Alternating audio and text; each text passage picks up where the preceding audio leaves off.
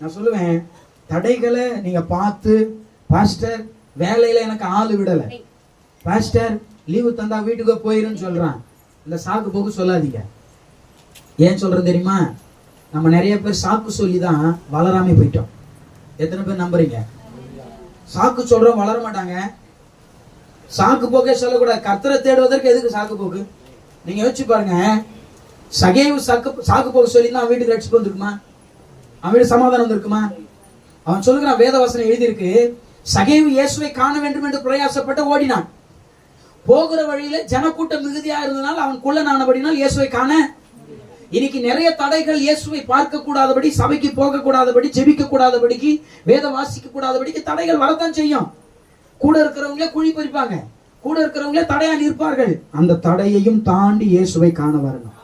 ஆமென் சொல்லுவோமா? அப்படி வருகிற போதுதான் அவன் பாருங்க, தடையை தாண்டி குள்ளனா இருந்ததுனால உள்ள போக முடியல. அவன் நீக்கி பார்த்திருப்பான், அப்படி குத்திருப்பாங்க, ஏய் போடா நானே அவரை பார்க்க துடிச்சுன்னுக்கிறேன் அப்படின்னு தட்டி இருப்பாங்க இல்லையா? பார்த்தான் ஒன்னும் வேலைக்கு ஆகல. ஏசு இப்படித்தான் போற மாதிரி தெரியுது.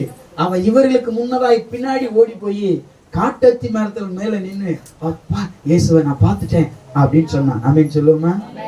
அதான் நான் உங்களுக்கு சொல்றேன், காட்டத்தி மரம் என்பது சபையை குறிக்கும். நீங்க சபையை தேடி சபைக்குள்ள வரும்போது இயேசுவை பார்க்க முடியும். ஆமென். நிறைய பேர் முயற்சி, இயேசு நான் அங்க பார்த்துறேன் எங்கேயும் பார்க்க மாட்டேங்க. சபை வசனத்தின்படி சபையில் நான் இருக்கிறேன் ஆண்டு சொன்னார்.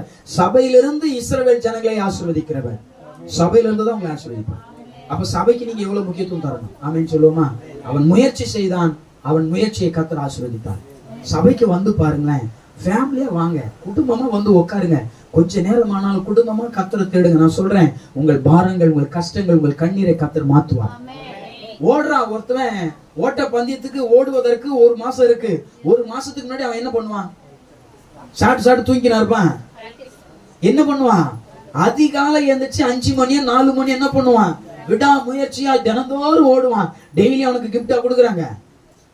ஒரு நாள் கிடைக்கிற அந்த அவார்டுக்காக 30 நாள் ஓடுறான். ஆமென் சொல்லுவோமா?